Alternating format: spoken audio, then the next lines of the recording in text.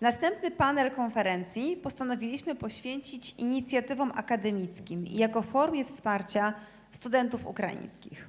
Rozmowę poprowadzi zastępca dyrektora Narodowej Agencji Wymiany Akademickiej, pani dr Zofia Sawicka, a wśród jej gości znaleźli się... Welcome. After a short break, we decided to dedicate the next panel of the conference to academic initiatives as a form of support for Ukrainian students. The conversation will be led by the Deputy Director of the Polish National Agency for Academic Exchange, Dr. Zofia Sawicka, and among her guests, pani Jewgenia Poliszczuk, członkini Rady Młodych Naukowców przy Ministerstwie Edukacji i Nauki Ukrainy. Mrs. Yevgenia Poliszczuk, member of the Council of Young Scientists at the Ministry of Education and Science of Ukraine. Pani Aleksandra Lewandowska, pełnomocniczka Krajowej Reprezentacji Doktorantów do spraw współpracy międzynarodowej. Mrs. Aleksandra Lewandowska, Plenipotentiary of the National Representation of Doctoral Students for International Cooperation. Dr Igor Kilanowski, przewodniczący Rady Młodych Naukowców. Dr Igor Kilanowski, Chairman of the Council of Young Scientists. Oraz dr Jacek Kolanowski, przewodniczący Akademii Młodych Uczonych Polskiej Akademii Nauk. And Dr Jacek Kolanowski, President of the Polish Young Academy of the Polish Academy of Sciences.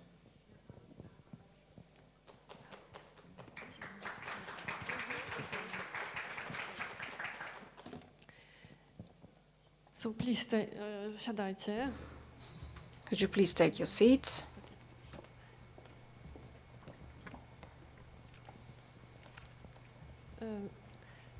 Dzień dobry Państwu. Hello, everyone. Zaczynamy, kogo nie ma, to Let's start, strata. and whoever is absent, that's their loss. Wczoraj wszyscy mówili, ale masz Yesterday fajnie, in the będziesz lobby, prowadziła everyone najciekawszy said, panel well, z młodymi great, ludźmi, you are na going pewno to have będą the mieli most dużo interesting ciekawych panel rzeczy with do young powiedzenia. people. They will definitely have something interesting to say, or a wiem, że lot tak of interesting things to będzie, say, and I know it's a zaczniemy fact, od, because we are going myślę, to takiej start najbardziej, with, I skoro mamy think, do czynienia z naukowcami, because we are talking about scientists, najfajniejszej i najciekawszej. so I think I'm going to start with the most important part, with the presentation pani dr by Dr. Yevgenia Poliszczuk, która prowadziła projekt who ran badający a project ukraińską to diasporę research the naukową Ukrainian w Polsce. scientific I w diaspora oparciu in o te Poland. dane potem porozmawiamy i powiemy o swoich And we are going to doświadczeniach. talk about it Yevgenia, later on. zapraszamy. Yevgenia, over to you. Доброго дня всім учасникам цієї чудової конференції. Hello Мене everyone. звати Євгенія Поліщук, я At представляю Раду all the молодих participants учених of this при wonderful Міністерстві conference, my освіти name і is науки Yevgenia України. Poliszczuk. I represent the Я Ukrainian щиро Science радію бути тут, Scientific у Council цьому and високоповажному Ministry of Education of товаристві. Science in І Ukraine. сьогодні ми I'm будемо happy з to вами be here говорити at про this те, in як this esteemed можливо також group, залучати and today українських we are going to науковців, які є talk за кордоном, які about були engaging змушені Ukrainian втекти від scientists війни, і також які вже давно who проживають are за кордоном, abroad, who were forced для to того, escape щоб the war, зміцнювати наші and партнерства who have і been для living того, щоб розвивати for a long time abroad as well, дві to країни strengthen одночасно our і partnerships мати and вигоду для develop обох our країн. countries at the same time Пару слів and хотіла би have сказати про benefits for Раду both молодих countries. учених. I'd like to say a few words До about the речі, Young орган при Scientists міністерстві, Council. і основною It нашою is a задачею body це that є operates at our захист Ministry of інтересів Education and молодих Science, and учених. the І main молодий purpose вчений is to в protect the Україні interests це of young особа, scientists. A young яка scientist, є a young scientist доктором in наук Ukraine до is a 40 років person включно, і who до is a 35 наука, PhD це є until the науковці, age of 40, які and здійснюють until the age of дослідницьку 35, діяльність these are до 35 років scientists включно. who do Що ж, ми research знаємо, що until 24 35 лютого at master's level.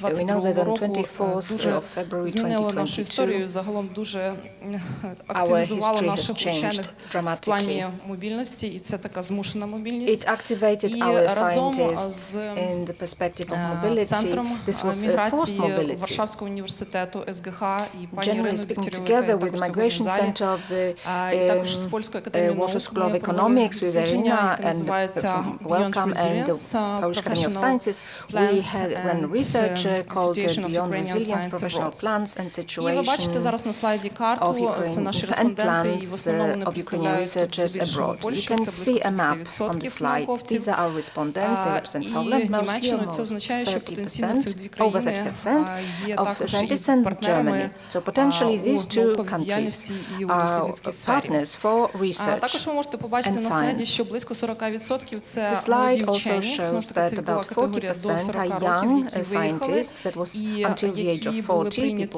who left університетами Ukraine Європейського and who Союзу, were інших received країн by світу. EU universities І це and universities надзвичайно of other велика countries of підтримка the world. для того, щоб здійснювати This і is продовжувати наукову remarkably кар'єру high в support нормальних умовах. in order to carry out and continue their Дещо research in пару normal слів conditions. про цифри, що Польська A академія bit наук, about вона figures. The прийняла Polish Academy of понад Sciences 200 українських hosted науковців, це in тільки total те, що по over стипендіям, 200 і ми scholars знаємо, from що Ukraine. ще були That's just домовленості based до on the війни про scholarships співпрацю, and і вже fellowships. в We know рамках that there ці were agreements домовленості before the war стали as well основою on для того, collaboration, щоб and under these в проекти agreements могли також українські науковці заходити на you інших could умовах. also І понад join as a 1100 Ukrainian scholar українських at вчених different також були terms. прийняті So over в польські університети. over І 1100 якщо говорити Ukrainian так scholars загалом, were то received and ось цих accepted by Polish universities. 1400 майже Generally осіб, speaking, можливо, це і дуже вузька out of аудиторія, але тим не almost менше, якщо говорити в 1,200 такому глобальному people, that контексті is для perhaps a академічного narrow середовища, group, but це speaking globally in амбасадори academic terms, українські, які є these в are польських ambassadors вищих of навчальних Ukraine закладах і також наукових установах, і who це are є дуже in хороший Polish старт для подальшого institutions of higher партнерства. education and Зараз ви universities, можете на графіку and this is a побачити very good також starting такий point портрет for further науковців, українських partnerships. науковців, These які зараз graphs перебувають also show за you кордоном, the picture і ми of young бачимо, що scientists of Ukraine who тут are є now українські і молоді abroad. вчені, і в And you can основному вони see that you can представляють see young соціальні scientists науки, who трохи менше це represent social sciences природничі науки, mostly, гуманітарні науки, a ну little і less медичні, natural sciences and інженерні, humanities, також агрикультурні and науки ще medical менше. sciences, engineering В and основному вчені agricultural працюють sciences. також There на are still fewer of умовах those. And віддаленої usually роботи у своїх scientists локальних work інституціях, on українських інституціях, і terms також продовжують працювати work remotely with зарубіжних their установах. alma maters in Коли ми Ukraine проводили and also наше work дослідження, ми in також запитували в institutions наших abroad. респондентах, які ж When we did є our потреби. research, we asked І our перше, respondents що ми about their бачимо, що needs as здебільшого well. це And the є first потреба thing в we дослідницьких see here грантах, в is that it's a need стажуваннях, for в research grants, тимчасових і for постійних fellowships, позиціях, for працевлаштуванні temporary мається and на увазі. permanent Також це можуть work бути різного типу opportunities стипендії і and постдокторські also позиції. various kinds of Ми також scholarships, запитували про прийнятний строк postdoctoral цих jobs. We also програм, asked і тут about розділилися думки the респондентів. dates Половина for these виступила за programs, and here довгострокові respondents were програми, divided. половина за Half of them короткострокові програми, тобто до одного року. would like І ми to маємо see припущення, long-term що programs ті, and the other хто half говорить short-term, про up to 1 короткострокові year. програми, And we то потенційно those who вони повернуться have в Україну, а ті, хто на short-term довгострокові programs in mind potentially plan to розраховують, return to то Ukraine. And потенційно those who ми want можемо long-term programs їх potentially втратити. we Але ми may працюємо над тим, щоб lose все ж таки them. ці контакти зміцнити і But we are working залишити, on strengthening, зробити їх consolidating those корисними для обох contacts. сторін.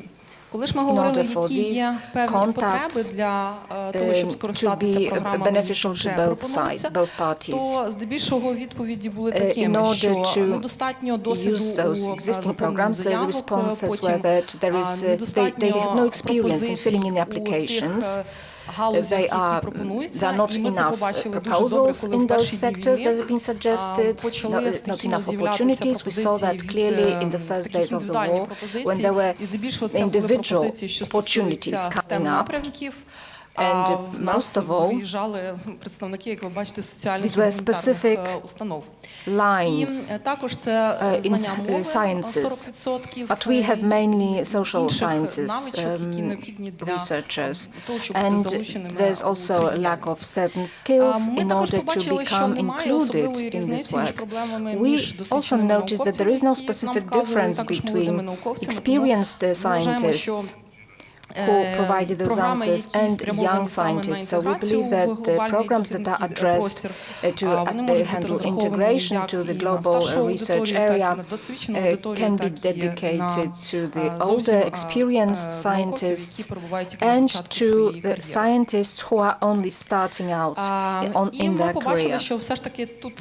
We also noticed that there's huge potential for us to combine our efforts for the growth of our country, our Ukraine, in order to develop in the countries where we currently reside.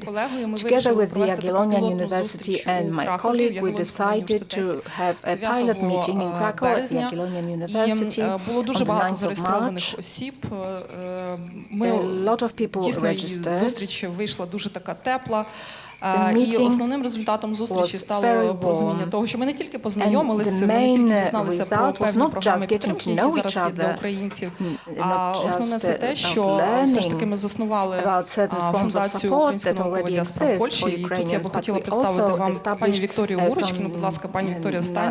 the foundation called Ukrainian Science Diaspora in Poland. I would like to introduce Victoria, who is in charge of this foundation in Warsaw at Warsaw School of Economics on 6th of April. We are organizing a meeting, an event, and Irina Viktorova is helping us. We are looking at recognition. The NAV representatives are invited as well. And mainly what we plan is building and expanding the network of our Ukrainian scientists. Here you can see a picture from the Jagiellonian University, mostly women, as you can see. And the study that we ran also shows that most respondents are also women. I wouldn't like to focus specifically on other activities, but I'd like to say that similar organizations exist in other countries. There's an association in Germany, in Luxembourg, France, and in Poland. Currently are working on developing a digital platform for communication for our scientists, together with experts from MIT. I think it's going to be a great tool to combine the efforts of researchers. And our aim is to bring together the efforts of various generations of migrant researchers, which can benefit Чому ми все ж таки вважаємо, що в Польщі є великий потенціал для розвитку української наукової діаспори, тому що ви самі побачили ці високі цифри, але і через те, що Польща є дуже теплим міцним партнером у інтеграції українських учених до глобального наукового середовища. Якщо подивитися, в принципі, що робить Польща і те, що робила Польща, то ми можемо говорити, що це не тільки тренінги про те, як робити дослідження, які тільки Польська академія наук організувала. Я не говорю, що це тільки Польська академія наук організувала, але сама Польська академія наук залучила 600 українських вчених до таких тренінгів. Це також і доступ до Ukrainian researchers. It's also about access to research infrastructure. At the level of Polish researchers, it's also support in terms of the Polish language, so Polish language tuition. And although it is said that Ukrainians get adapted very quickly because our languages are similar, but they are similar just on a conversational level. In order to discuss more in-depth topics, you have to put in more effort, so we are asking for more patience with us when we learn Polish. It's also about access to other infrastructure, not just research networks at universities. And further on, it's about being able to continue research in normal life conditions, an opportunity to develop other skills which can allow us to grow still further. What I would like to emphasize is that it's a very good thing that separate programs were developed for Ukrainian scholars in order to create internal, external conferences. We would like such programs to continue. We understand that Poland has become a serious partner in this difficult time for us, but we also expect І ми думаємо, що Польща тут стане також і тим партнером у відновленні. Тому ми розуміємо, що українська наукова діаспора саме може стати як для польських вузів і наукових закладів партнером у пошуку тієї цільової аудиторії, так і для українських вузів. Тобто я би хотіла наголосити на тому, що наша ініціатива – це не тільки ініціатива саме для тих учених за кордоном, а це більше ініціатива для українських outside of Ukraine, but it is by all means an initiative for Ukrainian universities. So by all means join us. At the end of the presentation you will see links to our chat on Telegram where we have informal communications, and I think it's quite effective. We can also be partners. We can do a lot of research together in various sectors where we need growth and development, where we are ranking low. Here you can the index of the Global Innovation Index for 2022, and you can see where Poland is placed and where Ukraine is placed. We could grow for infrastructure, and you can see that Ukraine is lagging behind almost double. And in terms of market sophistication and business sophistication and other directions, we believe that there are quite many issues, and there are many directions for collaboration as well. Here we could dedicate a separate conference to it, and I think that it is indeed going to happen. After our meetings that we have had, because it was not the only meeting, that the one on the 9th of April, I apologize for skipping between topics, but there was also a conference under the auspices of the International Science Agency. We talked about what the Ukrainian diaspora can give to scientists abroad for institutional development, also for partnership building, and what can be added to it when talking about recommendations. That's the development of existing and the creation of new joint programs to include Ukrainian scholars and Polish scholars as universities. So it's both institutional and individual cooperation. It's a development of short and long-term research programs, various kinds of research activities and all other related to integration into the academic community. It's also about supporting the existing programs to legalize diplomas, to reinforce the cooperation between Polish and Ukrainian policymakers, and also about reinforcing cooperation between Polish and Ukrainian academic authorities, and also organizations such as the Young Scientists Council that organize themselves. I'm very happy that KRASP is working so greatly with the Association of Ukrainian Rectors. I would like to draw your attention to the fact that this collaboration is to take place not just at an institutional level. You can also get in touch with the Ukrainian science diaspora through the scientists themselves, the activists. Come to our meeting on the 6th of April to get in touch, to find and to learn, to meet those scientists who are willing to help Ukraine while being abroad. I think that this is where I can conclude with the words of gratitude to the entire Polish nation, to the academic community of Poland, because indeed this is amazing what you have been doing.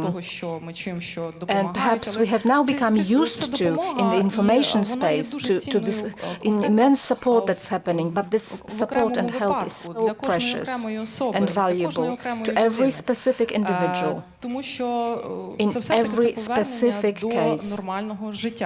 This is about getting back to normal life, and we are very grateful to the University of Gdansk and to the NAVA agency for organizing this conference, not just in order to understand what has already happened, what has already succeeded, what was efficient, what needs improving, but you are also focusing on the problems that Ukraine has. And thank you for reminding the world that there's war going on in Ukraine. At the previous session, I heard information that in Kiev there was a missile warning. This warning is still ongoing, so that is our reality. Perhaps we talk about it with less emotions, but we are trying to, even in such conditions, we are trying to think about reconstruction. So this is our appeal. Build partnerships in various sectors, establish dialogue, and create partnerships. Like I promised, the final slide with a QR code. If this link was inactive, I can help you. This is for those of you who want to join the initiative called the Ukrainian Science Diaspora. Make sure to follow our messages there, and there is a less formal communication going on with lots of useful information, so that's another information channel for you. Thank you very much for everything. Thank you. I don't know about you, but I'm really impressed by this project and by how valuable information you are able to provide through this project. The information that we all need. I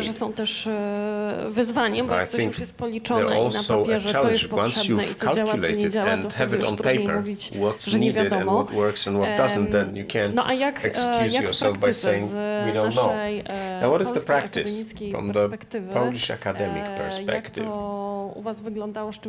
What was it like? What did you meet? Which of the things that Yevgenia was talking about already are being done? And which ones are not or could be done better? Alexander, maybe we'll start with the youngest. My jako krajowa reprezentacja doktorantów na zaczęliśmy działać tutaj od takich inicjatyw oddolnych, czyli PhD students organization. We started with grassroots support, providing legal and subject matter support to those who wanted to start being active scientifically in Poland, who reported to us, and we are remaining open and providing this, ready with this sort of support. Maybe I'll say first about the initiatives that worked. There were two major initiatives. The first one was the organization of money collection. Money collection is always a good initiative. It always works. And it was organized in two ways. Online as well, concluded or ended with a charity concert. We got the money and we passed it on to the Young Scientists Council that supported the project by providing 31 laptops for the 31st anniversary of Ukrainian independence. These laptops were for scientists. Of course, in the context of what we are talking here, what works is to expand the contacts database, which you can expand mainly by meeting people face to face. Because our second initiative, which by the way started last year during the May conference Solidarity with Ukraine, it was the idea to organize a summer school for young scientists. The project was done very spontaneously, without any big written project or grant or previously designated funds. It was done at the end of the day, thanks to NAVA's funds, the SGH School of Economics in Warsaw, Erasmus, and the Perspectiva Foundation, the Kyiv branch of the Polish Academy of Sciences. We've done it within a month and a half, and we had 35 young scientists over here from Ukraine at the campus of SGW University in Warsaw. przynosi So cały building czas efekty, contacts tak? Bo dzięki is an temu, activity that że continues się to znamy, bear że fruits wiemy, because co te osoby since we robią, know one możemy another, we know what przekazywać these dalej persons informacje do, na temat tego, we can czym się pass zajmują, on further szukać information właśnie, about what they do, what we do, szukać, keep looking dla nich miejsc, for gdzie places są jakieś oferty, czy where there etapów are badawczych, openings czy or, takich, for wiedzą instance, państwo, job miejsc openings for research nauczania, bo nie positions. znając tych osób, no niestety Because nie if we mamy don't tutaj, know those persons, pola do popisu we couldn't do anything w tej sprawie. in terms of these Oczywiście type tutaj of się referrals. zawiązuje dzięki And temu of course, współpraca thanks to między that, nami a nimi w cooperation podejmowaniu starts between us and inicjatyw them, różnych starting już initiatives tam na miejscu w kraju, also tak, czy współorganizacji there. konferencji, So we co-organize gdzie też jako conferences osoby winniejące tam przekazujemy informacje, where as rozszerzamy persons na who are there, środowisko we pass on polskie. information and we expand Natomiast the z information z tą about the bazą conferences to the kontaktów i z Polish taką, community. Now the pomocą, contact database and the pomocą, że tak powiem, doraźną ad już hoc tutaj w szukaniu miejsc assistance gdzieś in na finding uniwersytetach dla tych osób. openings at No to universities for co those się, persons. no tak średnio The sprawdziło. one thing Mieliśmy that did bardzo not work dużą chęć very właśnie, well was we zorganizowania wanted takiego, jak to really na poprzedniej badly to sesji, ogromnego organize sztabu a aniołów big na każdym, staff of angels uniwersytecie. Tutaj at też z university doktorem Jackiem together with Dr. Jacek Kolanowskim, Olanowski. który właśnie stąd wyszła ta inicjatywa. That's where the initiative started. Stworzenia czegoś takiego. No natomiast się okazało, However, it że turned jednak out moce that przerobowe the uniwersytetów są throughput ograniczone. of universities is limited, tego, że naprawdę despite chcielibyśmy dla the każdej will, osoby, która się do nas zgłaszała, znaleźć takie where we bezpieczne really wanted to miejsce find do a secure kontynuowania place badań to continue naukowych. scientific research for niestety everyone to reporting to us. Unfortunately, we did not achieve that. Ale jednak nadal dużo rzeczy wyszło. But a lot of things were Myślę, fajnie, successful. Tak, Igor, Okay, Igor, Igor, z waszej perspektywy, what już about też your wiedząc perspective? teraz, jakie są potrzeby Your point of największe, view, knowing the odpowiadaliście na needs nie, jakie now, masz te środowiska how tutaj well did od you zera? respond them in hindsight? Ja zacznę od tego, że Rada Let me Młodych start Naukowców with saying nie ma that takiej the Young struktury Scientists Krajowa Council Reprezentacja does not Doktorantów. have Natomiast such dzisiaj po tej structures as the publikacji, National PhD po Students tych danych, Council. za które bardzo But after serdecznie today's dziękuję, uważam, że publication jako and the organ data, doradczy I'm ministra very thankful for them. powinniśmy te As an postulaty advisory rzeczywiście body przedłożyć with the ministrowi jako ministry, we postulaty should provide those środowiska postulates młodych to the minister as the naukowców, ponieważ postulates taka of the jest nasza community rola. of young scientists. Dziękuję This is za to, our że, role. że, And thank za you to, co zostało wskazane for pointing jako out kulejące i myślę, że things that tutaj were not working z very naszej well strony w tym zakresie and needed powinna improvement. I think wyglądać this is współpraca, ponieważ where część tych our naukowców jest cooperation w should systemie, są focus, to because młodzi some of the naukowcy, więc scientists are in the ja system, jako they are young przewodniczący RMN czuję scientists, się and as a w jakimś chairman stopniu odpowiedzialny of za interesy Young wszystkich Scientists młodych Council, naukowców. I Dlatego feel tutaj mam responsible for the nadzieję, interest że of po all tym young panelu też będziemy scientists. mogli So I hope that podjąć we'll tę be able to współpracę. undertake Jako this Rada Młodych collaboration. Naukowców oczywiście Again, as the zaraz Young na samym Scientists początku Council, to at the była very kwestia apeli. beginning, Taki we duży were apel środowiska akademickiego, appealing który to pojawił the się na samym początku. academic Bardzo dziękuję community very early konferencji on, and I'd rektorów like to thank akademickich the szkół polskich, conference Polskiej Akademii Nauk i of całe the gremium rectors osób, and które tam podpisały other ten apel. Oczywiście organizations that to jest undersigned tylko jakiś this wyraz appeal. solidarności. This was just a Natomiast token of przechodząc na solidarity, poziom but moving on to indywidualny individual we wszystkich level, uczelniach, in all które są reprezentowane w which Radzie are Młodych Naukowców, a jest to dość in the szerokie Young Scientists gremium Council. reprezentacji. That's Oczywiście a każde very poszczególne broad uczelnie representation. rzeczywiście Each działały of those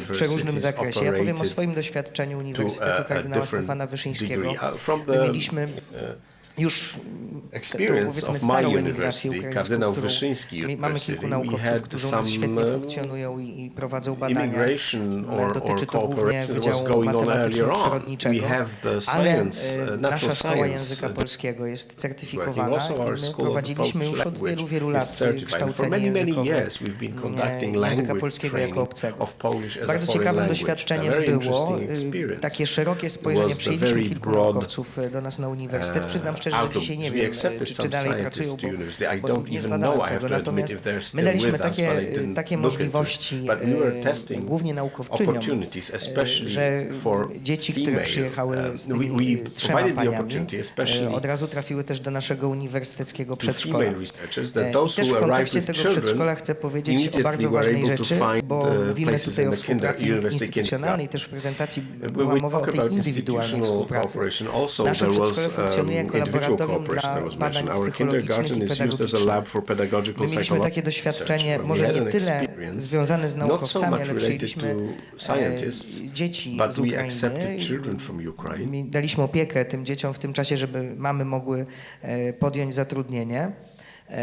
I przygotowaliśmy też taki specjalny program i narzędzie, które pomagało wychodzić z traumy wojennej, szczególnie tym dzieciom, które rzeczywiście wprost tych konkretnych działań wojennych doświadczyły.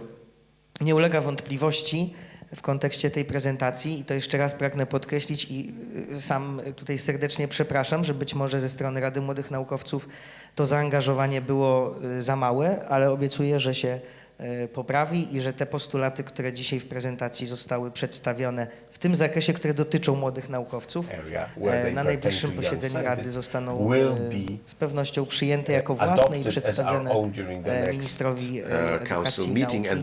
No, mam nadzieję, ochoczo i przyjemnie na nie spojrzy i zrealizuje w tym zakresie, w jakim będzie to możliwe, bo musimy też pamiętać i nie wiem, czy nie wychodzę trochę dalej, ale mamy takie, a nie inne środki finansowe w ramach systemu szkolnictwa wyższego i nauki. Ja osobiście uważam, że powinien być specjalny fundusz przygotowany tylko dla naszych braci i sióstr z Ukrainy.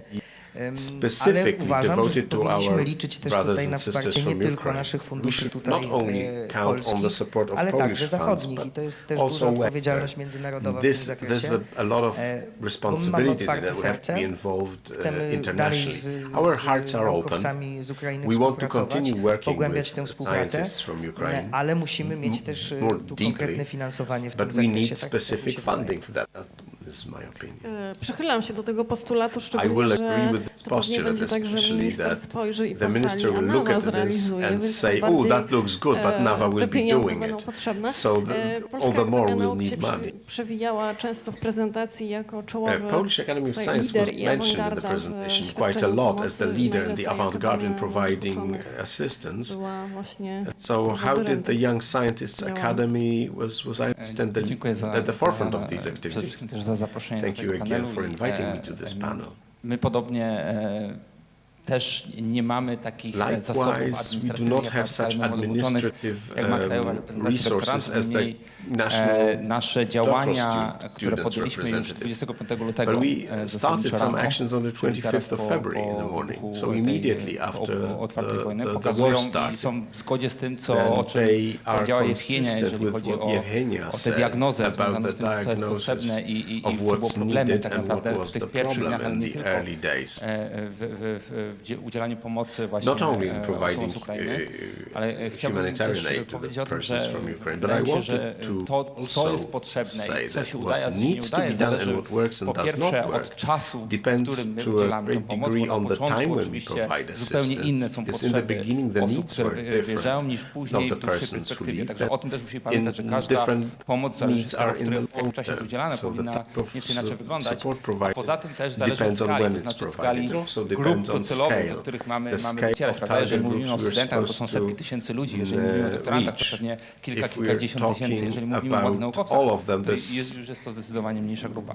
W każdym razie my właśnie 25 lutego już bardzo spontanicznie i całkowicie wolontaryjnie poczuliśmy, że chcielibyśmy coś zrobić i przez wykorzystanie właśnie mediów społecznościowych i tych ścieżek takich bardzo nieformalnych, bardzo szybko próbowaliśmy się zorientować, kto potrzebuje pomocy, kto wyjeżdża z Ukrainy i znaleźć dla takich osób miejsca tymczasowe do pracy zawodowej albo do badań właśnie naukowych for research for those persons temporary, including accommodation. And we had some volunteers from the doctoral also we had from Polonia office supporting us in that. Very quickly it turned out that these resources are by far insufficient. Within 5 days we received several hundred applications. We managed to help 33 persons and their families, but later on, luckily, and this is how it should be done, Polish Academy of Science took over initiative in these activities. CRASP took over initiative in zaczęto further właśnie próbować activities. zasypywać te dziury, So które się pojawiły w the sposobie pomocy. Po gaps pierwsze, were filled in the braku provided support, istniejących especially kanałów the komunikacji lack of pomiędzy existing instytucjami różnymi communication w channels Polsce, between various zarówno w institutions in Polsce, jak Poland. i komunikacji z In osobami Poland, but also potrzebującymi. communication with those in Powstało need kilka in właśnie Ukraine. rozwiązań, So na several przykład przez solutions were KASP, created. które KASP, mają for temu instance, pomagać. designed that Oczywiście are supposed to help innym overcome problemem i that. innym Another problem wymaganiem było też to, and żeby requirement w jednym miejscu was that skonsolidować we wszystkie need to informacje na temat tych consolidate all the wielu różnych inicjatyw, information co też było about oczywiście all those ogromnym initiatives in wyzwaniem. one place. That To was a częściowo major udaje challenge. właśnie Partially przez we are różnego rodzaju działania succeeding oddolne, ale in też that przez through strukturalne grassroots działania. activities, but also through some structured Ale też activities. o ostatniej rzeczy, o której chciałem Last powiedzieć, thing która I wydaje mi się wanted jest to mention, kluczowa, which I think którą is of key staramy się importance, robić tak samo jak which we pozostali try to do, też tutaj pozostałe instytucje. also like To the jest other ten, organizations. przynajmniej na poziomie takich instytucji jak nasze, At to least jest, at the to level of jest, such institutions as takie, organizations as ours, mentoring, ja is the mentoring, mentoringiem albo I would call szkoleniami, it, czyli or takim training, doradztwem i wsparciem counseling naszych and koleżanek i support of kolegów our w tym, colleagues jak odnajdywać in się how tak naprawdę w to środowisku, find their way w sposobach finansowania w środowisku into naukowym w the Europie, w scientific Polsce i tak community dalej, and ponieważ financing methods in Poland and Europe. to jest bardzo widoczne, że to It's środowisko very jest visible that zorganizowane their zupełnie inaczej niż community na przykład organized było to na Ukrainie. I differently teraz, jeżeli than chcemy, in żeby te Ukraine. nasze rozwiązania i pomoc była If we długofalowa i want our skuteczna, support to nie to be możemy liczyć tylko long-term na and dedykowane effective, programy we should not prawda, just count pomocy, on ale musimy dedicated rozwinąć te capacity, assistance tę programs or support umiejętność programs, but działania we have naszych to koleżanek i develop a kolegów, capacity, żeby potrafić so the odnaleźć istniejące skill już rozwiązania. for Wydaje mi się, them że to jest właśnie to ta find their kluczowa rzecz, way którą zaczęliśmy robić. Wiele in the środowisk new instytucji zaczęło robić environment. i Many wydaje mi się, że ona jest bardzo kluczowa i institutions, działa. organizations and communities started doing it. I think that's what works. Jak patrzyliście na tę prezentację, to When you were looking at the presentation, we were probably all thinking it's good that the Ukrainian diaspora in Poland is getting organized.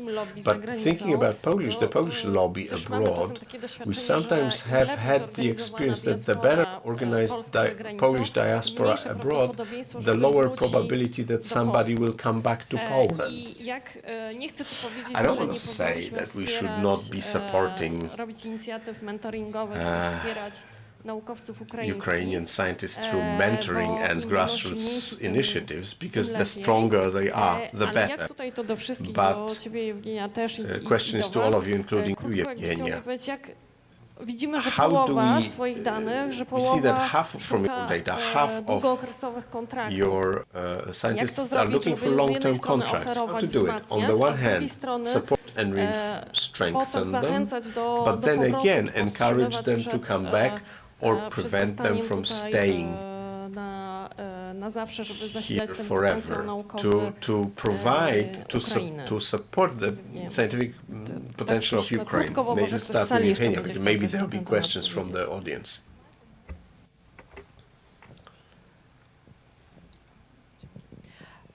Ми з самого початку не мали From the сподівань very на те, що beginning, нам нашою ініціативою we did вдасться not have повернути українських науковців expectations додому.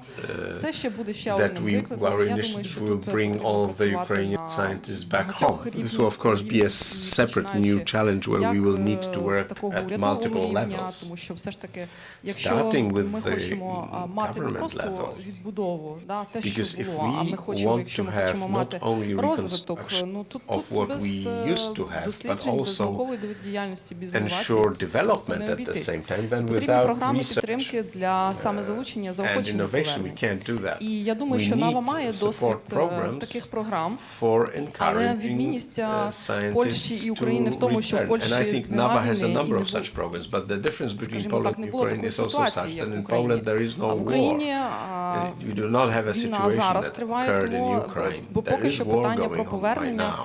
Хтось повертається, і So ми the issue буквально of вчора return, спілкувалися з представниками somebody Польської returns. академії наук, вони знають Literally кейси yesterday we were повернення, talking to the і з різних representatives of причин, the Polish і Academy of цілком Sciences, where they особистих know причин, не тільки cases професійних of причин. return for a variety of Тому reasons, я би не сказала, professional, що personal. українська наукова діаспора саме But I сприяє тому, wouldn't щоб, say that якщо вона буде Ukrainian, організована, щоб сприяти там scientific тому, щоб diaspora, українські вчені If залишалися. it's organized, it's Кожна людина going для себе to приймає рішення окремо, а українська наукова be діаспора це conducive просто to мережа Ukrainians staying і abroad. об'єднання Everyone зусиль, decides for і це themselves. підвищення Ukrainian ефективності diaspora українських is вчених simply за a кордоном way to для України. make Тобто обов'язково це має бути цей компонент для України. Бо ми дуже хорошо відрізняємо членів української наукової діаспори, які просто їм потрібна якась інформація, яку забезпечує українська наукова діаспора, а які конкретно хочуть щось зробити і розробляти такі проекти. Тому моя порада все ж таки це партнерство і партнерство з на різних рівнях. So here partnership will be a good solution, partnership at various levels. Jacku, czy chcesz to jakoś skomentować? Ja myślę, że też musimy rozgraniczyć to, czy mówimy o pomocy obecnie, prawda, w sytuacji, o której powiedziała Jewgenia, czyli sytuacji, kiedy trwa cały czas wojna w Ukrainie. I oczywiście w tej sytuacji będziemy mieli chyba w kolejnym panelu kilka przykładów, między innymi profesor Doszyński będzie mówił też o programie PAN, który jest nacelowany, a być może nie, natomiast na pewno jest ten program nacelowany na tworzenie grup badawczych, które mają podwójną afiliację na przykład i które mogą realizować badania zarówno w Polsce, jak i w Ukrainie. I to takie utrzymywanie nawet formalnych więzi, jeżeli praktycznych z jednej strony, ale z drugiej strony też formalnych więzi z instytucjami ukraińskimi, ukraińskich naukowców i naukowców czy studentów, którzy wyjeżdżają, moim zdaniem jest kluczowe do tego, żeby w momencie, kiedy zakończy się konflikt, niebawem, żeby oni cały czas mieli bardzo łatwy sposób powrotu i w zasadzie czuli się cały czas częścią tego istniejącego systemu edukacji i nauki w Ukrainie. Ale wydaje mi się, że z drugiej strony ten mentoring czy te szkolenia, o których mówimy, one wcale nie muszą oznaczać tego, że ułatwiamy, czy spowodujemy to, że osoby zaczną zostawać jakby w innych krajach. My mówimy o umiejętnościach często takich miękkich, czyli o umiejętnościach poszukiwania środków, poszukiwania możliwości rozwoju swojej kariery zawodowej poza granicami kraju, natomiast te środki mogą pochodzić spoza granic, natomiast to może być realizowane wewnątrz kraju. Mamy szereg takich inicjatyw, takich możliwości jako Polacy na przykład w Unii Europejskiej, gdzie możemy otrzymywać finansowanie na nasze badania, cały czas pozostając w swoim kraju. NAWA czy inne organizacje również wciąż generują i tworzą nowe programy powrotowe, które zachęcają osoby do tego, ale kluczem jest to, żeby rozwinąć w sobie te umiejętności poszukiwania tego typu możliwości i programów i korzystania z nich, żeby właśnie w momencie, kiedy to będzie możliwe, żebyśmy mogli to robić ze swojego kraju. From within our country, and that's of key importance. Thank you. Olu, czy też widzisz Ola, do you also see a potential of working with doctoral candidates? Yes, by all means, I share what Dr. Kilanowski has said.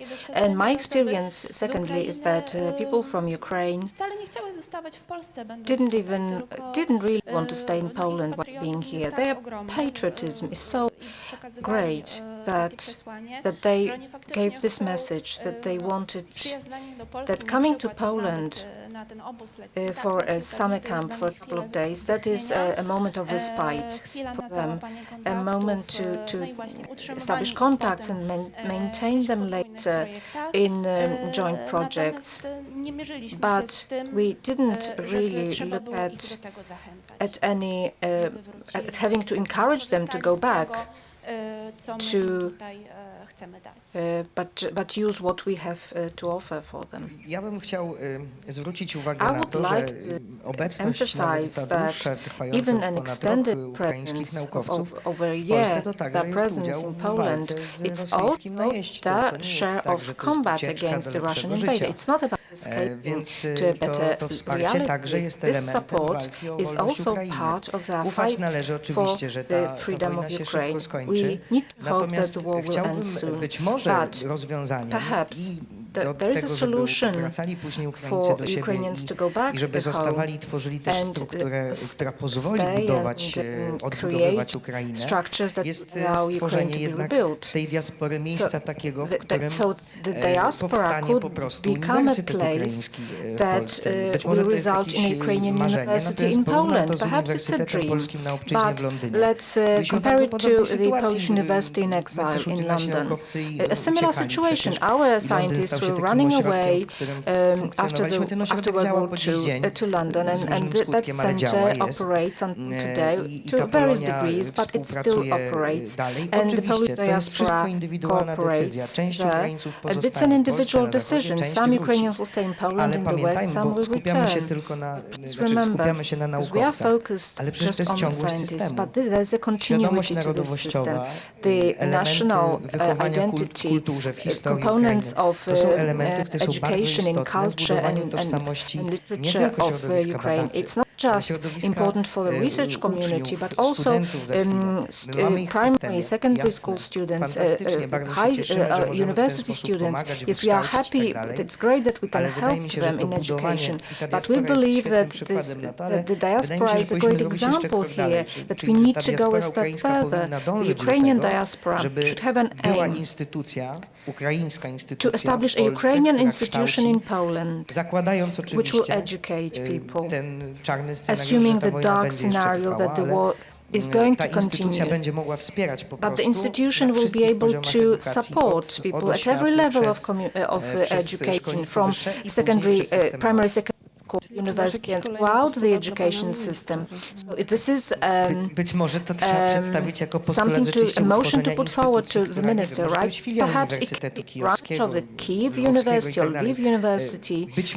Perhaps this is just an idea that came up when I was listening to other contributions, but that a light was lit, sort of in the context of the Polish diaspora. We have an offer for the Polish diaspora, for immigrants. They have emigrated not because of the war of World War II, but we left to look for work. These institutions, however, still exist, and they build a Polish identity. And this example can be translated into this present situation with Ukraine. But I think that we'll put forward this motion to the minister. I think that we have just 4 minutes left. Is that correct? It's the end now? 4:26. That's what the clock says. Because perhaps someone has, yes, I heard comments that it's a bad thing that there is no possibility for the audience to take the floor. Before I ask Evgenia, maybe you would like to say something about this context. If not, then we will be wrapping up. Yeah, well, I can't remember who said during the break that it's a pity that there is no Q&A. Now everyone is ashamed. Okay, then, Evgenia, please, could you tell us, after what we have said in this panel, so some words of summary, not just to us, but people from other countries who are also listening, perhaps even from other continents. What will be the most important, and what are you expecting?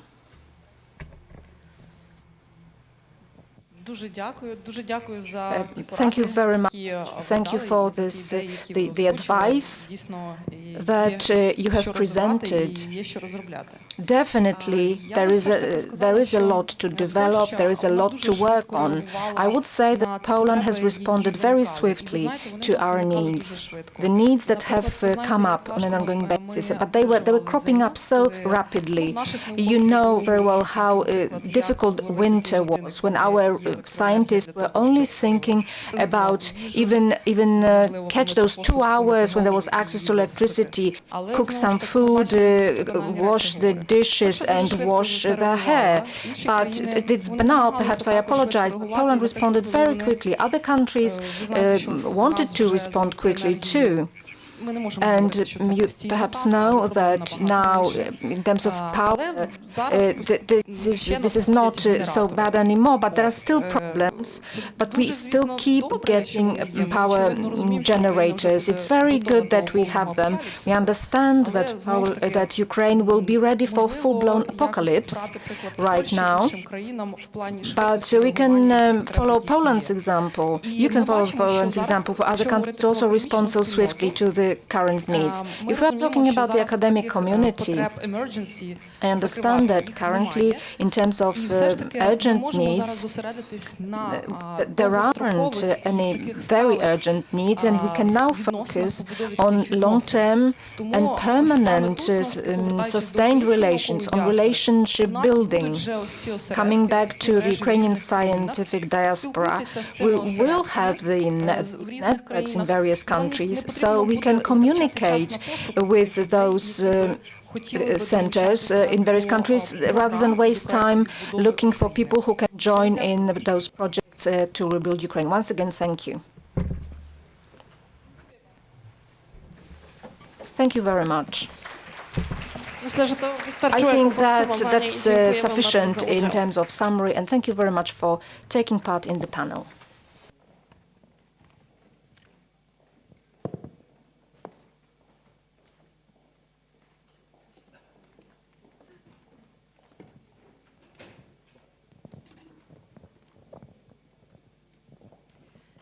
Bardzo dziękujemy i zapraszamy na ostatni panel tegorocznej konferencji, który nosi tytuł Inicjatywy naukowe na rzecz wsparcia uchodźców z Ukrainy.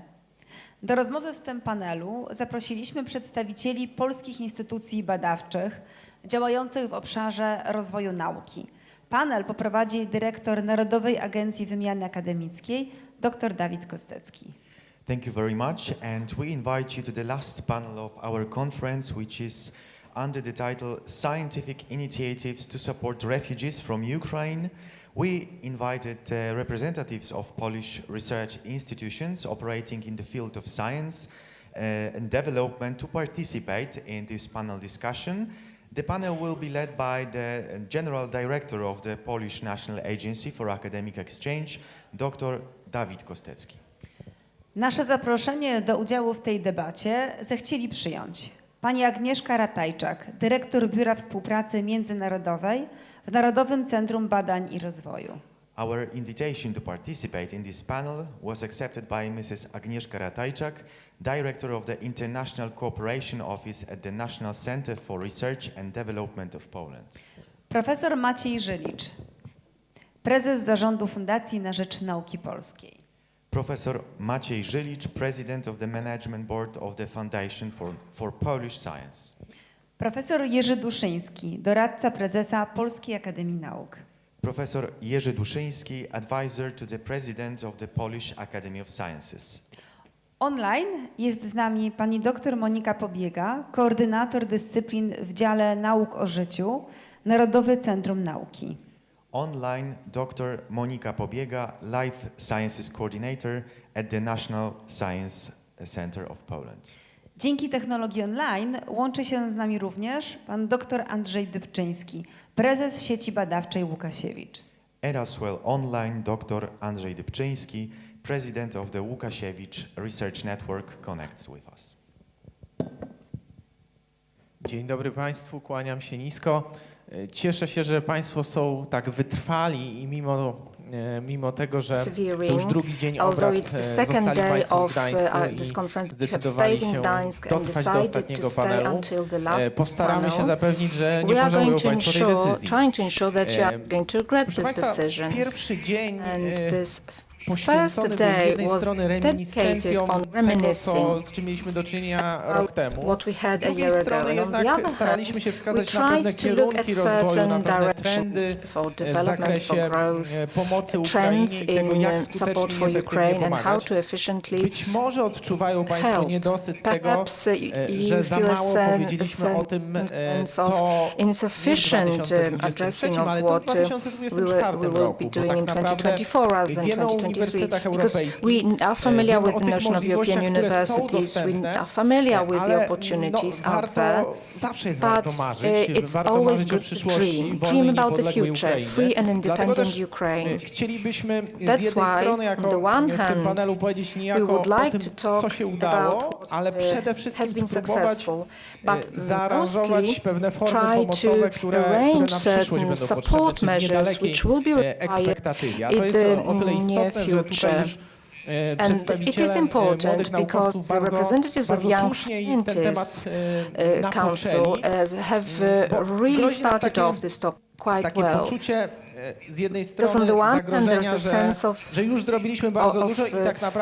risk that we have already done a lot, and our moral aspirations have been satisfied, and we should stay there. But the effect will be like in a Polish movie, where there was a scene where the two characters sitting saying that, well, in Polish cinema, well, it's boring. I don't watch Polish movies. It's just boring, and the whole movie was boring. It's not about just looking at what we did last year and looking at what's now, but what we need to take up is a kind of futuristic approach, approach about what we can do in the near future. Firstly, I would like to ask you to outline this plane of collaboration about what has succeeded already. I would like to ask Agnieszka Ratajczak to take the floor with her institution, that's the National Center for Research and Development. How were you helping and how are you planning to continue helping? Thank you very much, Mr. Director, and thank you very much for inviting me to this panel. It's an immense pleasure to be in such an esteemed group, institutions which support research and researchers and science in Poland, starting the times before the war, because it was then that we started working with the National Research Fund of Ukraine. This is a young agency which doesn't have a lot of experience. And basically, even before the war, we were looking at the Ukrainian situation. We were looking for a partner there in order to fund Polish-Ukrainian projects, much like we do it in collaboration with other countries. So that is the model that we've been following for many years, basically since National Center for Research and Development started, that's NCBR.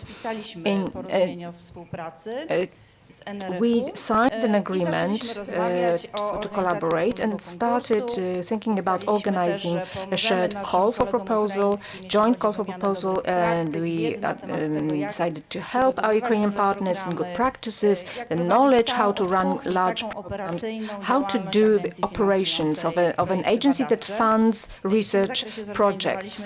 We even organized 2 workshops for that. They were quite popular.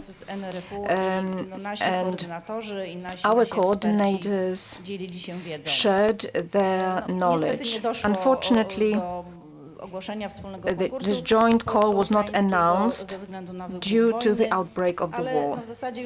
But after the conflict started, after the Russian aggression on Ukraine, we started thinking about what we can do. And of course, institutions represented on this panel launched various initiatives to support researchers and students coming to Poland because of this conflict. And NAWA does work for students, of course, but so we were thinking of what we can do quickly and efficiently to address this large group of Ukrainians rather than preparing a new procedure or call. So we looked for a program where we can include Ukrainians quickly within measures that are already carried out by Polish institutions. And this happened in the POWER program. So we created an opportunity for Polish universities there to join, to have the Ukrainians join projects. So these are researchers, academics, teaching staff, auxiliary staff, and now we have contracted 64 agreements. So Polish universities employ Ukrainian researchers for POWER projects. It's about 2,000 people. We want 9,000 people at 44 1.5 million Polish zlotys, so quite a serious amount. That support Ukrainians working on power projects. The second model for support that we started after discussions with our colleagues from Ukraine, because we asked them, what can be done? We have so many models for support. What else can we do to help you more? And we heard that, yes, well, you need to support Ukrainian researchers who stayed in Ukraine because they are in a very tough situation. They have nowhere to run the research institutes, laboratories were destroyed or damaged. The situation is very difficult. They shouldn't be cut off from being able to run joint projects with colleagues from abroad, because that's the worst thing that can happen. So we tried to support Ukrainians who stayed in Ukraine as well, and that was the Norwegian grant instrument, and CBR is the Polish Research and Development was a mediator here in this collaboration with Poland and Norway. Apart from those projects, we dedicated funds for Ukrainian researchers who stayed in Norway, so they can join projects between Poland and Norway. Plus Ukrainian researchers now. So we have funded 15 such campaigns, so 15 researchers, 340,000 euros. That's the amount, and it's not a lot, but this is a contribution for those who stayed in Ukraine and want to carry out international projects. What else? June last year, in our office in Brussels, in collaboration with the Polish Academy of Sciences office and with the Polish Institute in Belgium, we carried out an event, a fundraising event and promotional event about Ukrainian science and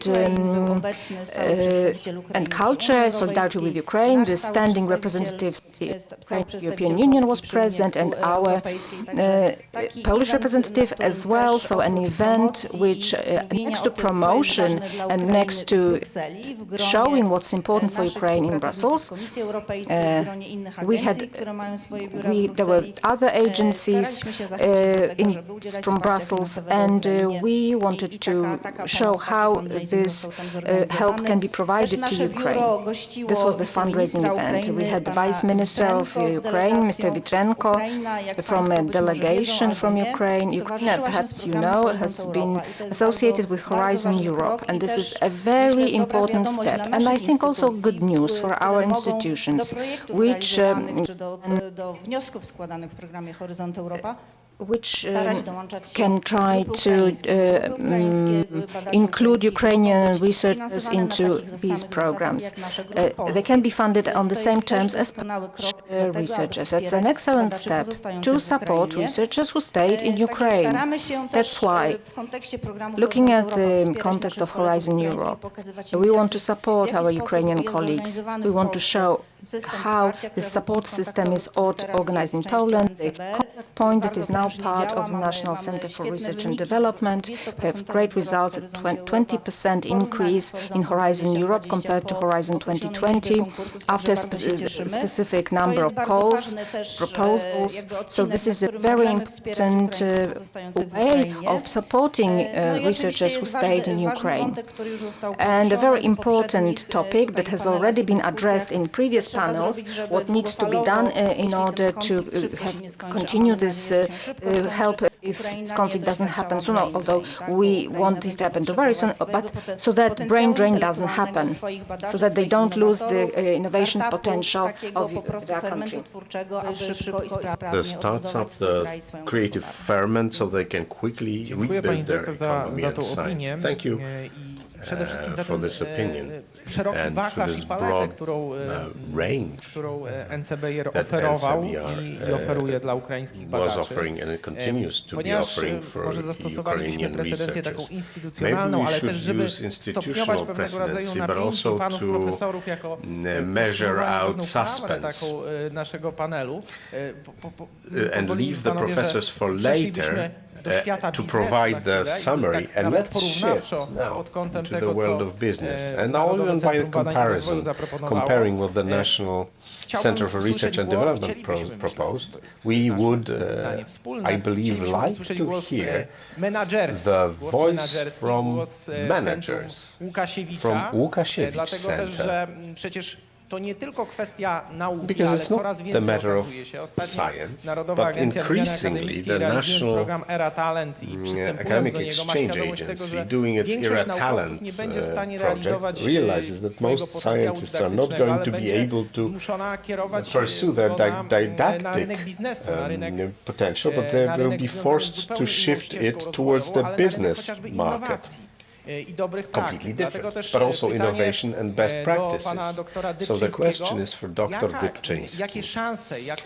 What are the program offerings from Łukasiewicz Center for Polish researchers in terms of flexibility? First and foremost, we have to realize that Łukasiewicz as such is not an agency that finances research directly, like the National Center of Research and Development, for instance. So our collaboration has to be at a different dimension. Hence, a very interesting theme in our collaboration, which at the end of the day can serve business or economic purposes. Probably you all realize that Ukraine, researchers, scientists in Ukraine, and Ukrainian research centers are tremendously strong in certain areas of technology. We're talking here about aviation-related, propulsion-related, rocket, jet propulsion, and it is especially in this existing situation these centers are so important and attract so much attention. Now, the opportunity paradoxically created by this conflict is the ability of cooperation of our Łukasiewicz institutes with Ukrainian partners in developing their technologies, which can then find their application in industry, including defense industry.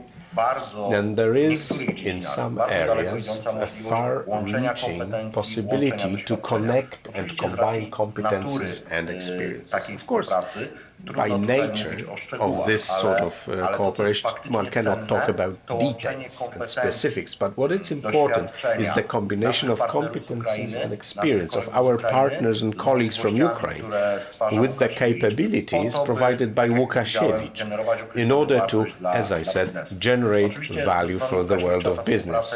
Of course, for Łukasiewicz, that cooperation goes deeper, especially in institutional level. It means that we will be able there will be a possibility for Ukrainian scientists to find employment. But as my predecessor said, we have to be very careful not to carry out brain drain, which would not be supportive, but on the contrary, will be making our partner poorer, while we should help them be better and richer. But this is perhaps another theme that will return later in this discussion. Thank you, Mr. President.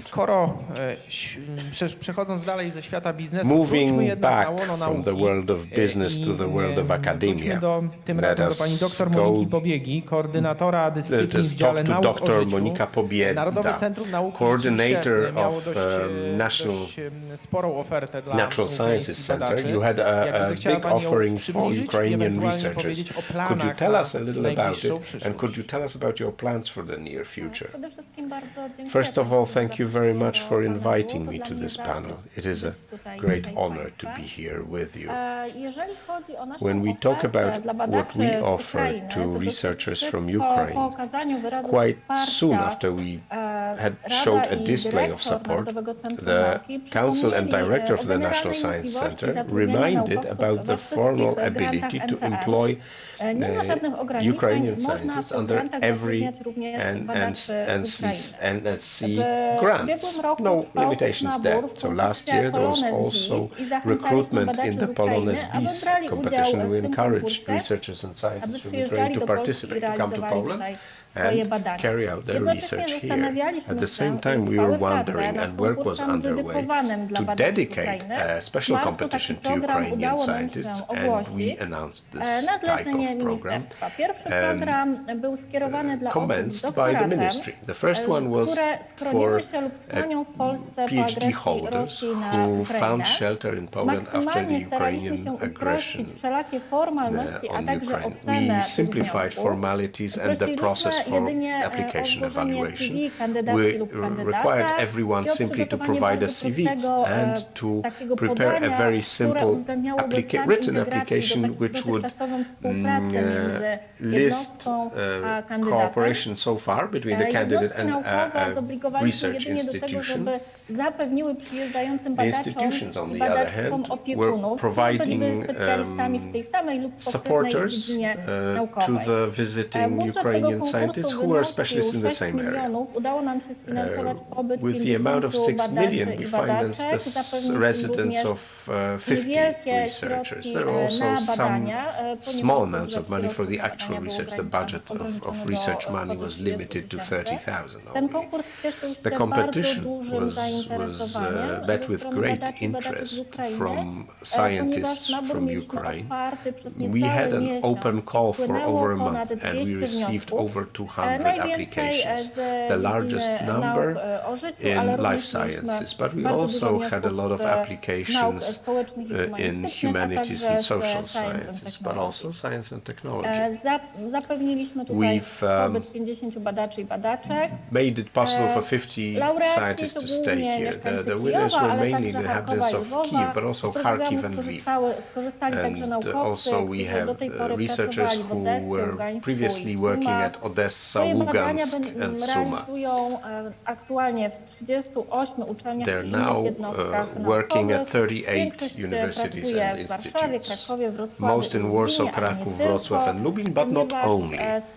There are also some units from Opol, Olsztyn and Zabrze that also received financial support to employ researchers from Ukraine. Another step we did was to announce a scholarship stipend program for students and PhD students from Ukraine in order to provide them with support by making it possible for them to continue their studies and then write their MA or PhD thesis. The program was financed from the Bilateral Collaboration Fund on trzeciej edycji funduszy norweskich EOG na lata 2014-2021 było Narodowe Centrum Nauki. Konkurs przeznaczony był dla osób bez doktoratu, które były czy są studentami albo doktorantami ukraińskich uczelni, albo były czy są zatrudnione w jednostce naukowej Ukrainy. Również tutaj staraliśmy się maksymalnie uprościć wszelkie procedury. Stypendia zaoferowaliśmy na okres od 6 do 12 miesięcy i wychodząc naprzeciw osobom, które pytały o możliwość realizacji częściowo tego projektu, będąc w Ukrainie, partial possibility of doing it from Ukraine. We offered that approximately 50% of the time could be spent in Ukraine. We also offered money to the relevant host research organization that would have the student, and we run in the first call 22 such scholarships. Soon afterwards we had a second ranking list for another 18 students. The largest number będzie kontynuować naukę i badania na Uniwersytecie winners will continue working at Adam Mickiewicz University Oczywiście in na tym nie Poznań. poprzestajemy. Of course, we're not stopping there, kolejne and we are planning to announce further competitions. One of them will be in cooperation with an NSF American agency for Ukraine, and we are now developing assumptions for the project. Thank you very much. Dziękuję bardzo, pani doktor. Thank you. Rozumiem, że zostajemy jeszcze w takim klimacie niepewności, ale wszystko przed nami w zakresie tej współpracy. period of uncertainty, but still everything is ahead of us in terms of organizacje czy instytucje działające na rzecz szkolnictwa wyższego mają nieco inną specyfikę niż ugruntowana w wieloletnim stażem Fundacja na Rzecz Nauki Polskiej, która rzeczywiście może poszczycić się też wieloma działaniami na rzecz Ukrainy. Also boast of many actions that it carried out for Ukraine. So I'd like to ask you, Professor, I'd like to ask you the same question. Professor Maciej Żylicz, have you done? What are your plans for the future? Thank you very much for the invitation. Ever since the Russian aggression on Ukraine started, we commenced building our own program. I'll tell you a little more about it later, but automatically at the same time we achieved permission to use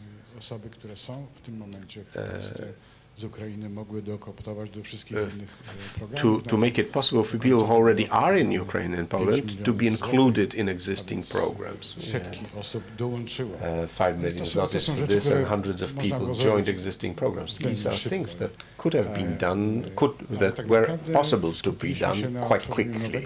But we focused really on creating a new program using our own money. This isn't public money. The program involved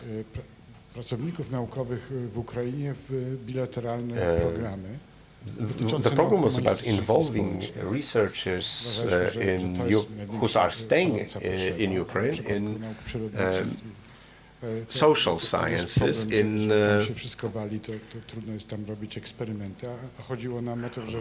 joint programs from Ukraine. We didn't go for natural sciences. We thought if everything is falling apart, it's difficult to do experiments there. But we're talking about people who are staying in Ukraine. 85% of scientists, Ukrainian scientists, stayed in Ukraine. So we started the program, and today, this is the third call for the program, and the largest number of applications are related to the construction of civic society and European integration. These are always very interesting applications. And the way the program operates is that persons who cooperate formally go to their cooperating unit, whether it be Polish Academy of Sciences or a university in Poland.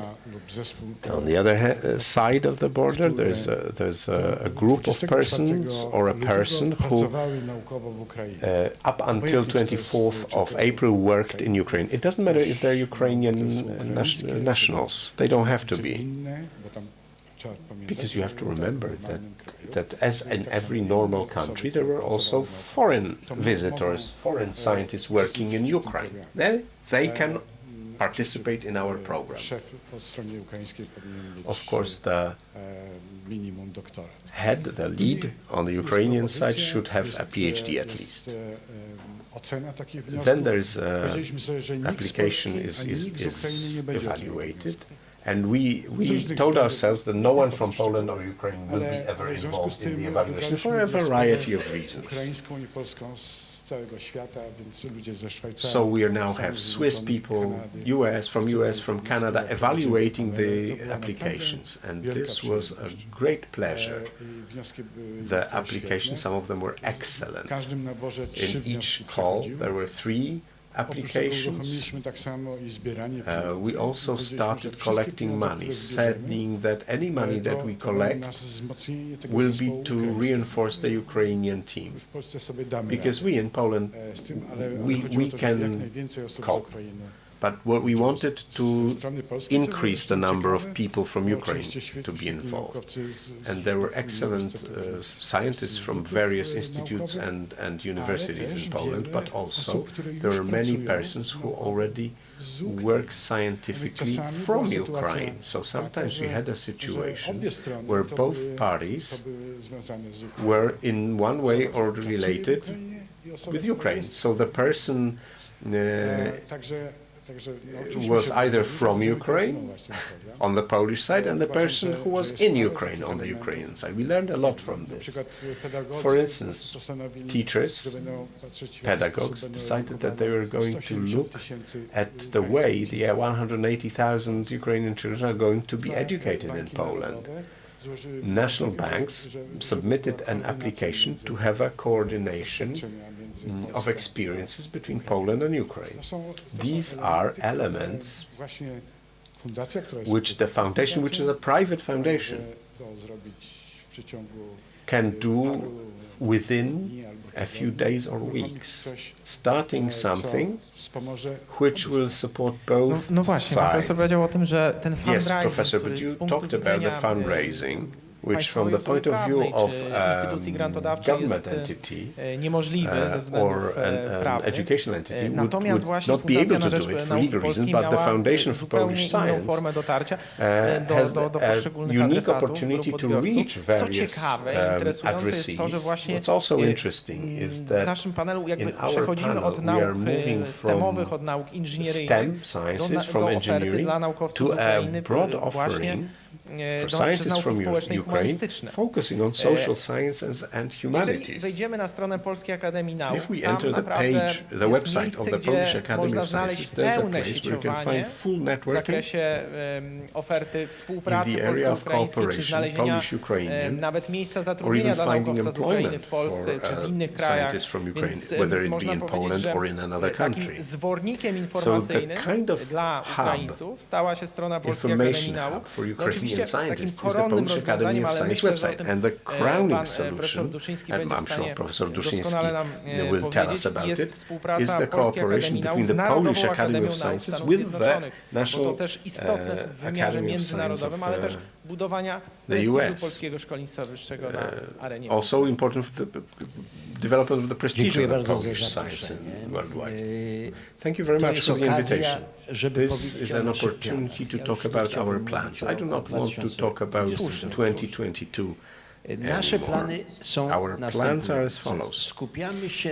We are focusing on starting up a project which we call a long-term project. Its time frame is 3 years for now, and we want to build research groups to organize research groups where the lead will be working in one of the institutes of the Polish Academy of Science, of which we have 70. There are several thousand people working for us. It's a good community for finding similarly interested science leads elsewhere. It's also a good community to find equipment. From the very beginning, we've been wanting to go beyond our national council, and from the very beginning we've been wanting to acquire support for the program from other national academies. We have very serious from the American Academy of Science, but also from the Royal Academy, from Danish Academy, from the German Academy, from very, very many organizations. And we are doing it together with them, really using the funds that they provide. We announced the first competition, which in principle is supposed to build a group of maximum of 5 persons, but this is already something, where all members will have double affiliation, which means that they will have their work, their own work, from a Polish institution, and also from an institution of choice in Ukraine. What is very important is that aside from the leader of the group, the members can work in Ukraine, territorially, in Ukrainian research organization. And this is where the funds would go for the research tasks. And of course, There will be attractive money which will allow these people to carry out their scientific and research tasks. For us, it is a major challenge to have these groups start forming networks. This is something that we've talked about. We are going towards something that we would call a virtual Ukrainian institute. So these groups, in the beginning, will start working with one another. They will start sharing experiences. For instance, experience in how to acquire funds. They will also have their own a joint group of supporters who will help them reach beyond our country in acquiring international fellowships. All of the institutions that we talked with, at the time when we asked them, will you support this program, they say, of course we will. We are welcoming to visit us at our cost Max Planck Institute and other very, very serious European and also American, Canadian research institutions. So we announced the program, and a month later we had a surprising number of applications, 174. And now, like the Foundation for Polish Science, these applications are evaluated by our colleagues from the American Academy of Sciences. And we know that this evaluation will end on the 10th of April, and that's when we will have interviews with the candidates. Also with colleagues from the American Academy of Sciences. Perhaps we'll also invite our colleagues from the foundation. Right, there's a surprise on the face of Professor Żylik. Yes, right. Teraz, w tej chwili walczymy o fundusze, dlatego że wydaje mi się, że jest naszym obowiązkiem, żeby ten that it is our miał duty jakiś for poziom this call to have some level that is an acceptable level of success rather than 4%, because it is a very expensive competition. Every research group over 3 years costs $600,000. To jest coś bardzo poważnego. This is something very serious. Ale mamy dobre widoki, żeby But there are good kilkanaście outlooks nawet takich for grup even over a dozen such właśnie groups to be funded. Przy pomocy naszych przyjaciół With the help Amerykańskiej of Akademii our Nauk, friends from the Ukrainian Academy of Sciences, Royal Society, and so on and so forth. To jest początek. That's the beginning. Mam nadzieję, I że hope powstanie that such a structure will be established, a structure for a virtual institute. To begin with in Poland, but perhaps later other groups will join in. Groups that will be created in a similar way. 3 years, double affiliation, opportunities to work in the host country, in terms of the leader and in Ukraine, as for the members of the group, and well, this can vary. There can be 2 members in Poland, 3 in Ukraine, and so on and so forth, or 2 members in Ukraine. Wydaje mi się, że to jest początek. And I think this is the beginning. Wydaje nam się, It że to seems to jest us działanie systemowe. that it is a systemic I wydaje measure. mi się, że nie będzie takiego And it seems that jednego programu. there won't My be just staramy się one bardzo such wielu program. obserwować, bardzo wiele We podejść. look at various, yes, it's going to be a game changer, Tak byśmy bardzo the way I chcieli. would put it. Yes, Tak byśmy that bardzo we would chcieli. very Taka much jest like nasza to happen. ambicja. And this is our ambition. Z programu, który był raczej A program takim that solidarnościowo-indywidualnym, czyli solidarity-based program for individuals. That was our obligation at the beginning when these people came to Poland. It was to keep them active in research, but from that we now want to maintain the potential of science and research both in Poland and in Ukraine. And we want to support, tak jak to Fundacja na Rzecz like the Foundation for Polish Sciences, the best ones, the outstanding ones. That's whom we want to support. Let's try this. And it's going to be a great advantage, I believe. And one more thing, it's not just researchers who are active in the National Academy of Sciences of Ukraine, with which we have very strong links, and we consult everything with our colleagues from the Ukrainian Academy of Sciences, but it's almost half of Ukrainian universities. That's where some members of this group these groups are going to work as well. Yes, it is an immense breath of optimism in the context of what we want to discuss and what we want to plan, the joint future of Poland and Ukraine, the shared future. We talked about social sciences and humanities. I would like to go back for a moment to the world of business, Łukasiewicz and National Science for Research and Development, and perhaps something irrelevant or trivial, but how did you cope with ongoing research projects and the inclusivity model for Ukrainian researchers in terms of intellectual property, industrial property as well? So how did you resolve these issues? Because it is important as a topic. It has not been mentioned during the conference, but how do we go about it in order to be able to be efficient in our programs, in order to be able to create programs that will be attractive to Ukrainian researchers? Mr. President, first, perhaps? We can't hear you. Please activate your microphone. Yes, in terms of intellectual property, I would like to separate it into two trends. Number one is intellectual property that is formed under the projects that we are discussing. And now it seems that if all parties that are engaged in a project, if they maintain due diligence, then there shouldn't be any significant issues with managing or determining intellectual property under the project. There are procedures for that and mechanisms, and this seems to be quite well addressed.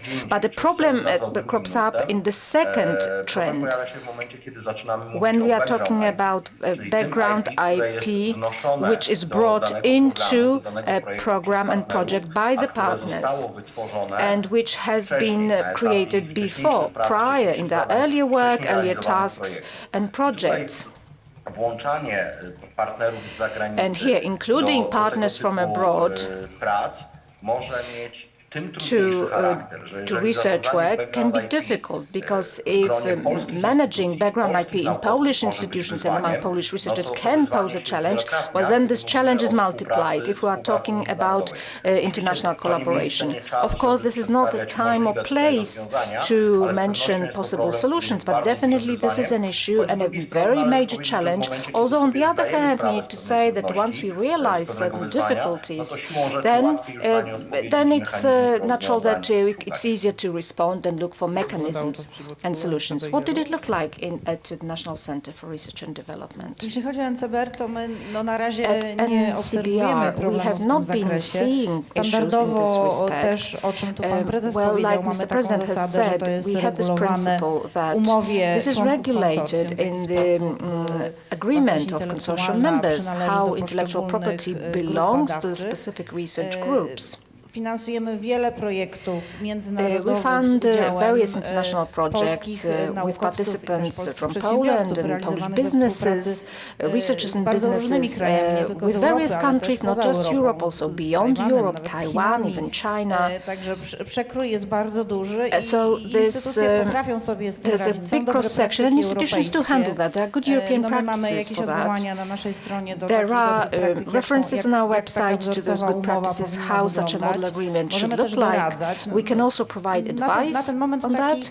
So at this stage, we can feel safe. Is that? Yes, of course, there can be issues, and we will respond to them if they do. But I think that, jeśli pan dyrektor pozwoli, to minutkę bym poświęciła na to, co my perhaps a moment about what we are planning. dalej wspierać naszych kolegów z We keep NRF-u. planning. Mamy nadzieję, że konflikt się niedługo zakończy. We plan Będziemy im to pomagać keep supporting our zbudować colleagues from the Ukrainian Fund for Research and in terms of advice, how to build programs, how to build the entire background of a funding agency. Chcemy też pomagać kolegom We want to help our Ukrainian colleagues to build a support system for Horizon Europe.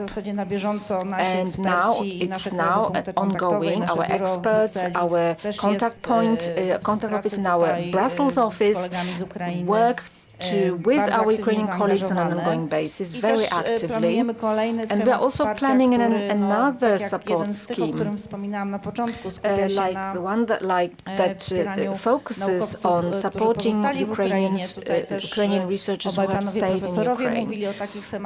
So yes, the professors mentioned such schemes as well. I think that this is going to be something related to application research, applied research, and something that we are appointed to do as a funding institution in Poland. We want to support Ukraine in the same way. So this is what we are working on, and we are trying to prepare such an instrument. So definitely something new will be available from us. So another positive forecast.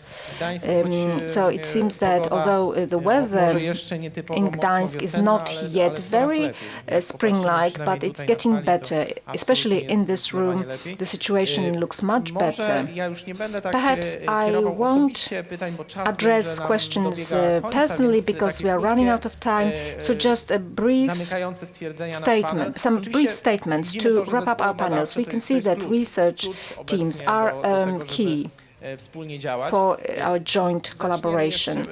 And perhaps let's ask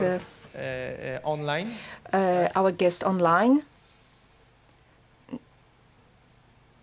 Tak, to znaczy Narodowe Yes, the National Science Center will continue supporting researchers from Ukraine. We keep encouraging leaders of grants that are already in place in Poland to employ researchers from Ukraine, so that this collaboration happens in order to support them.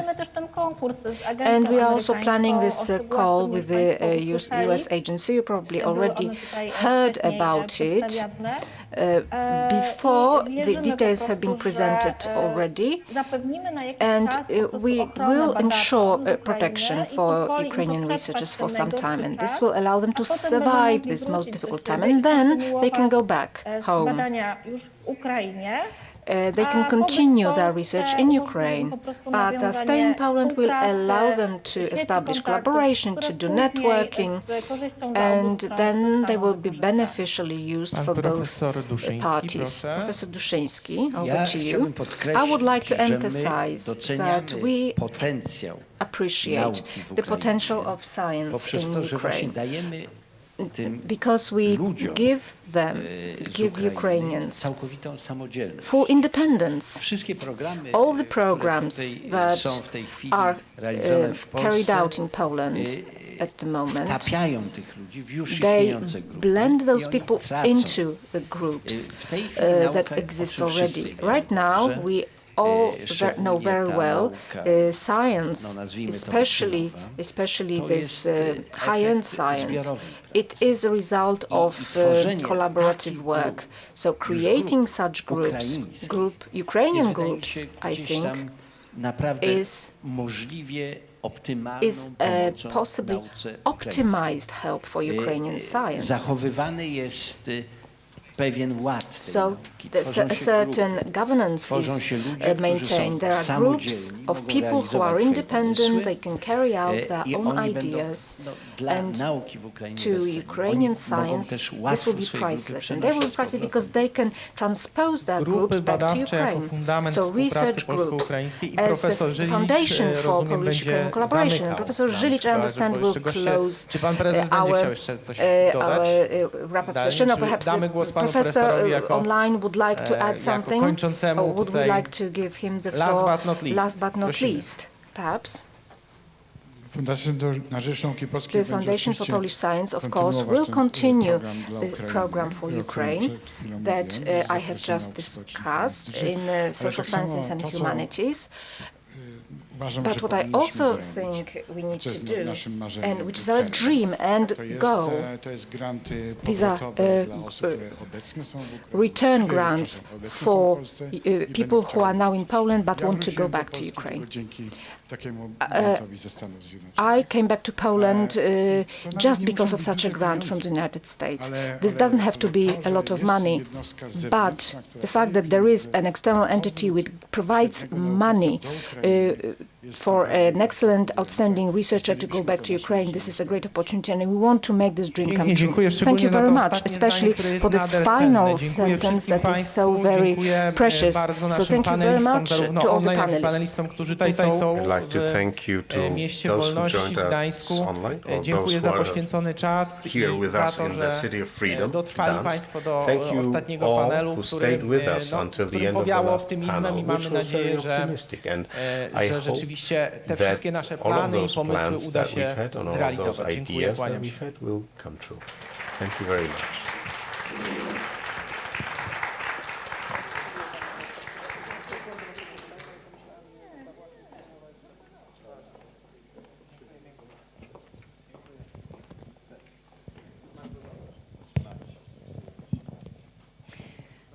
Szanowni Państwo, Międzynarodowa Konferencja Focus on Ukraine dobiega końca.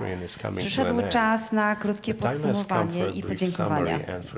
Ladies and gentlemen, the International Conference Focus on Ukraine is coming to an end. We would like to ask for a short summary and thanks. Mam przyjemność zaprosić na scenę Jego Magnificencję rektora Uniwersytetu Gdańskiego, profesora Piotra Stepnowskiego. We would like to invite to the stage Professor Stepnowski, rector of the University of Gdansk, oraz dyrektora Narodowej Agencji Wymiany Akademickiej, pana doktora Dawida Kosteckiego, który już na scenie jest. General Director of NAWA, dr Dawid Kostecki.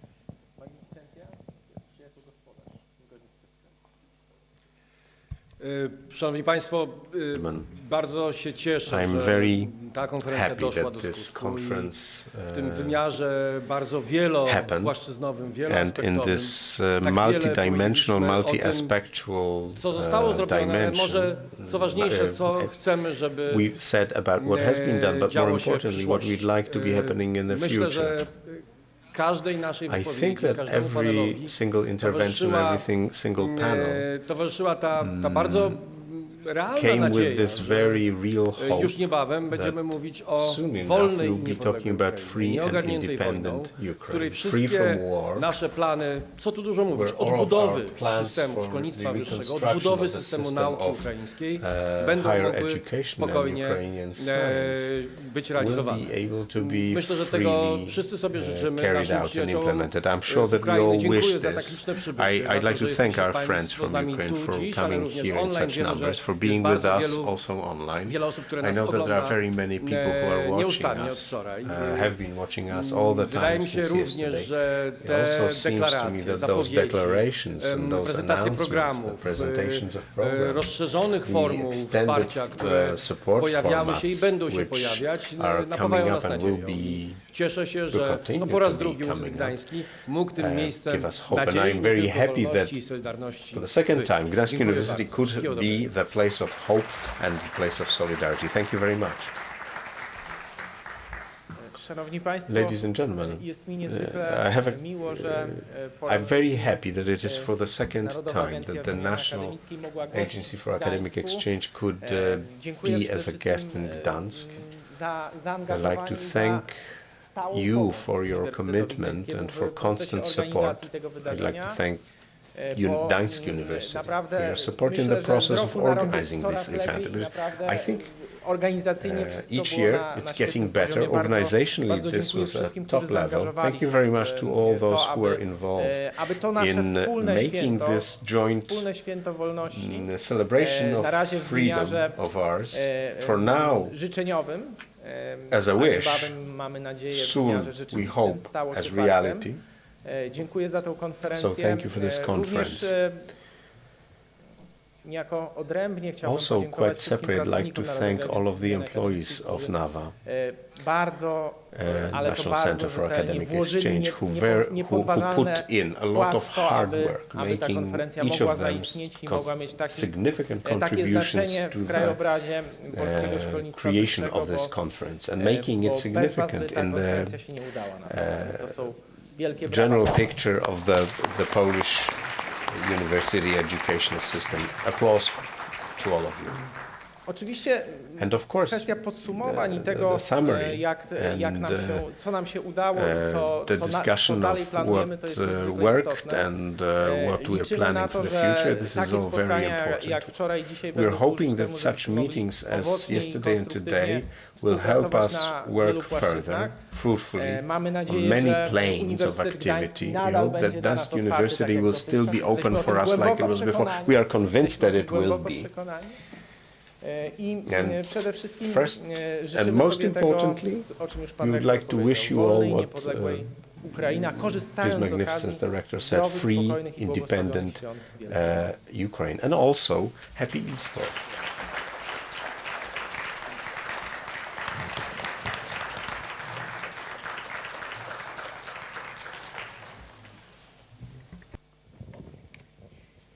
Dziękujemy Państwu za tak liczne przybycie na Międzynarodową Konferencję Focus on Ukraine. Do widzenia Państwu. Thank you all for coming and goodbye.